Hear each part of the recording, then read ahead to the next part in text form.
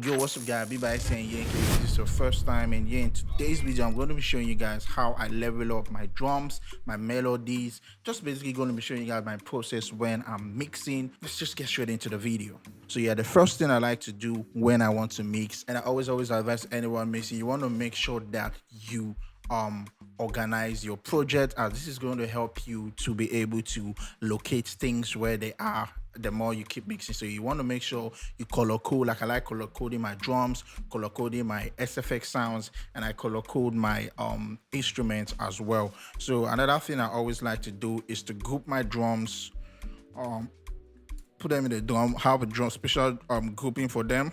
So after I've done this, the next thing I do is to go straight to my mixer tab, and if you always watch my video, I always raise this mastering channel, the overall mastering channel, I always raise it to +6. And the essence of why I'm doing this, I want to be mixing and make sure at the end of the day when I'm done mixing, it doesn't cross 0. As when I'm done and I bring down this volume, it's going to help to give me like already 6 dB headroom. I'm already creating like 6 dB headroom already for myself without even doing anything. That's just what this is. Then I head on straight to my drums. Another thing I like to do is to start with my kick. I use the kick to set the overall volume of the track, because the kick is like the loudest part of the whole song. So I'm going to bring it to like 12. I always put it around 12. So yeah, after using my kick, after putting the kick on the volume, I don't really necessarily do much on my EQing. I just check and see if it's on the high. If I see that it is not, I can just cut this a bit, and I think around this high place, I want to like bring it down a bit. So after I've done that, the next thing I do is start adding in my rims.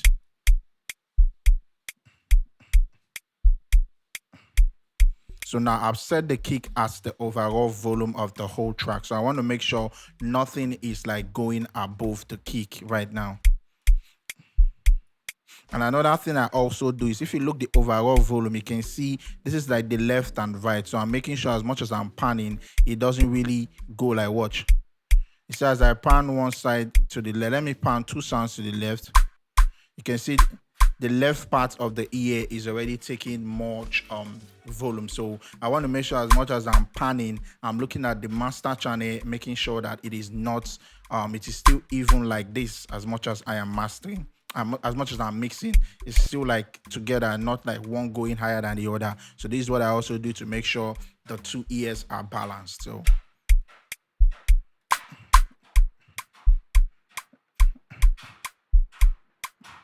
So now I have like 2 rims, so I have to decide which one I want to shine and which one I want to be the supporting sound. And in this case, I think I want this particular rim to shine, and this one can just be supporting it.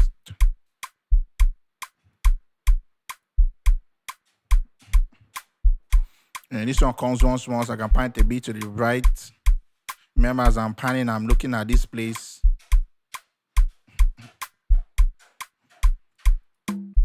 Adding a conga.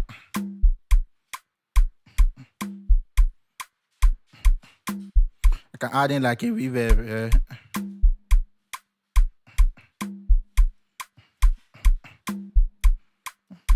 Yeah, bring in the other one.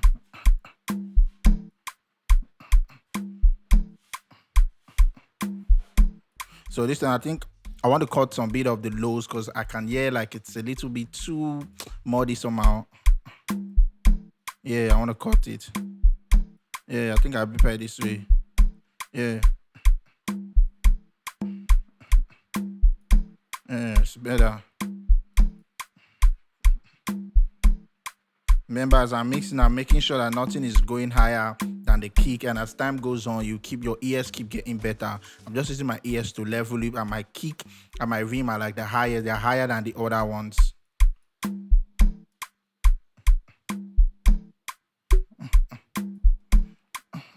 I think I need a reverb, and I'm using a send because I have a reverb on my send already.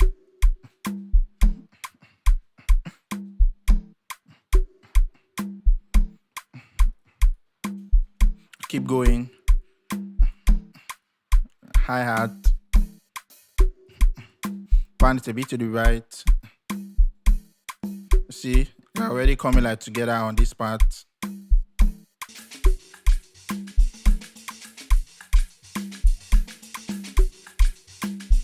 So this one is a little bit too loose. So this is where I want to bring in like smack attack to, tighten the tangent a bit. Make sure you group your sound as well, like I have favorite drums, free VSTs, VST, quick FS effect. So it makes you work faster instead of you going and searching all the time. Group your sound, group your effects.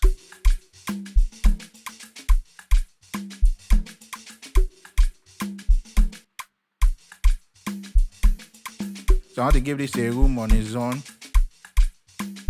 And mind you, when you mix the first time, you can go back and listen to it the next day because you might see something that that's having issues. So this is like the first mix where I balance, and tomorrow I come back and listen to it. So you want to take note of that as well.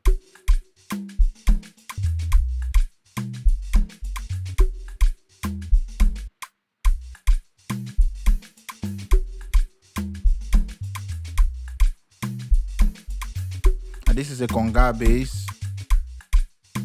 Most of the time, I'm always leaving my bass around the 36 to 30. It works for me. It always comes together with my kick every time I do that.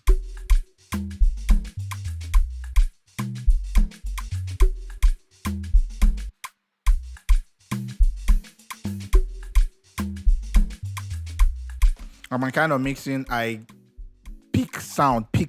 Sound selection is one of the most important things. So you want to take note of that. So that's why you see I don't really add much when I'm mixing, I just low volumes and that's all. So I'm going to go to the chorus part.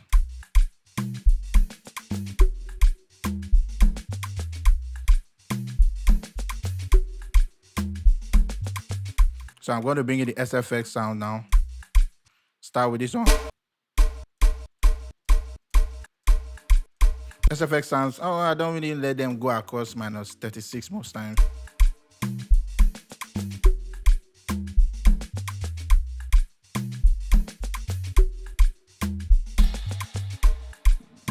Yeah, exactly.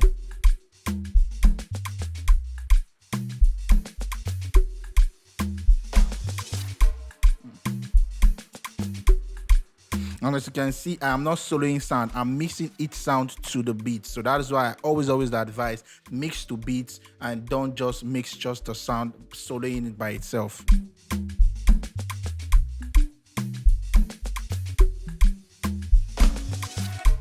And that's thing I can do is solo the instruments.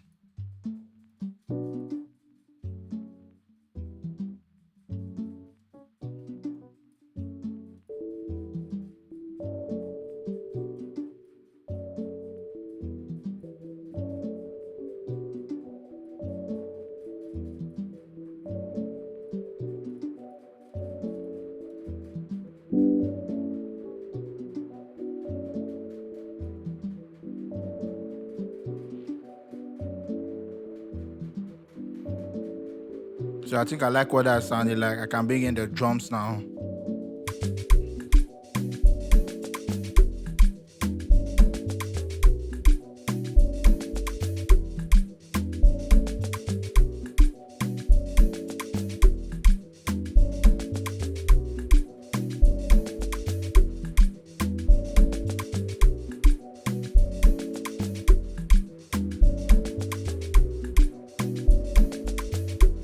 You can see how my master channel, the left and right ear are balanced based on how I'm panning. So like I said, as you are panning, you're looking at this just to make sure everything is balanced.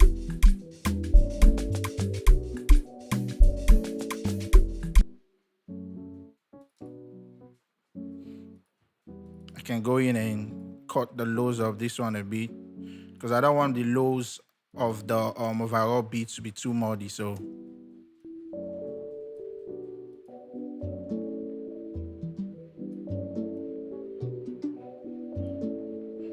I bring in the drums again.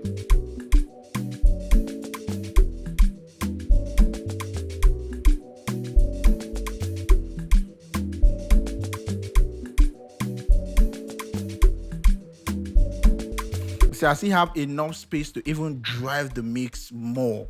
But personally, I like to make my mix quiet, and so that when I master, that is where I can raise the overall volume. So basically, what I'm doing when I'm balancing my drums and my melodies is just use the kick to set the overall volume. So I'm making sure whatever I'm mixing doesn't go above this, even when it comes to the other percussions. Then for the instrument, I'm basically using the lead sound of the instrument to set the overall volume for the other ones. Also having the drums in mind. So you see? So I'm making sure the other melodies, they're not louder than this.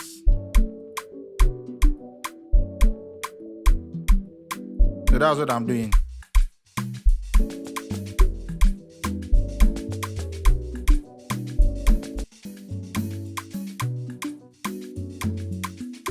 So we'll go.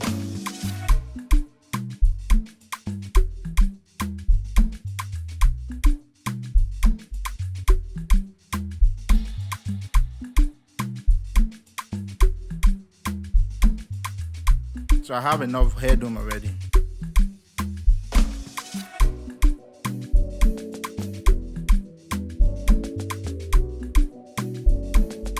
So another thing I like to add on my drum bus is this stuff called NLS bus, and I always drag that, I put that on my drum. I put this always on one on the drive. So as I'm doing that, I also want to be looking at my overall meter. So when you change this, they all have different feel.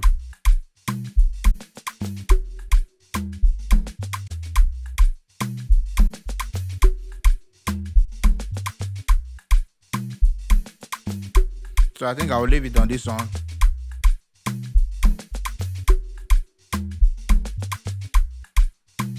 Another thing I can do for this bass, just for you to get a little bit of when you play it on phone and all those things, so that you can get a little bit of feel as well. So adding a distortion, and I'm going to be using decapitator for that. So I go to quick FX. I think I have that on my FX instead. Decapitator on the conga bass. I'm putting that on the conga bass. So I'm using the second preset. You get? I like what it does. So this is the drive. But I don't want that. I just want that to be subtle. Making sure it doesn't go across. I can see it's going across. I'll bring it down a bit to, like, let's say that 30 again. So I play all the drums together.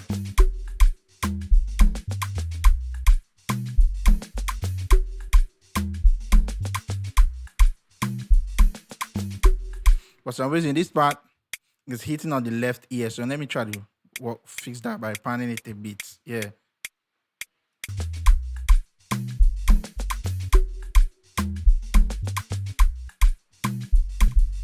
So for my instrument bus, I always like to put one plugin once in a while. I try it. So I'm going to add in vitamin, some waves, and yeah, I'm going to go to the preset. I'm mastering 2, so that I'm going to be using.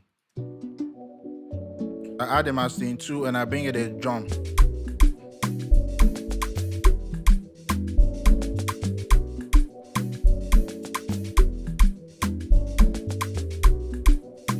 So yeah, this is what it sounds like when I'm done mixing. And so I bring down my volume, and you see we have a lot of headroom, a lot to master.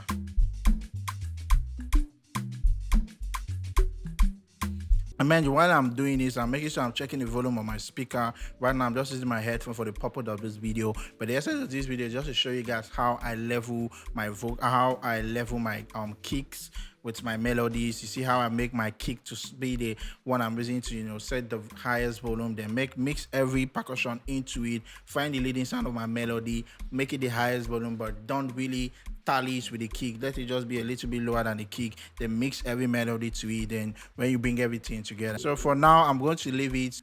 Personally, when I'm mixing, I leave it like this. This is like the first mix. Then tomorrow I come back, listen to it and see what I'm doing wrong. So you want to make sure you don't just mix once and export and upload. No, because sometimes your ears might not be hearing something. Do you understand? So you want to make sure you mix the first one, go back the next day when you freshen your ears and listen again and see what you can change and all that. I didn't really do much on the mastering because I'm more showing you guys my process in mixing and what I do when I am leveling. So guy that asked me to do this, please make sure you comment on this video.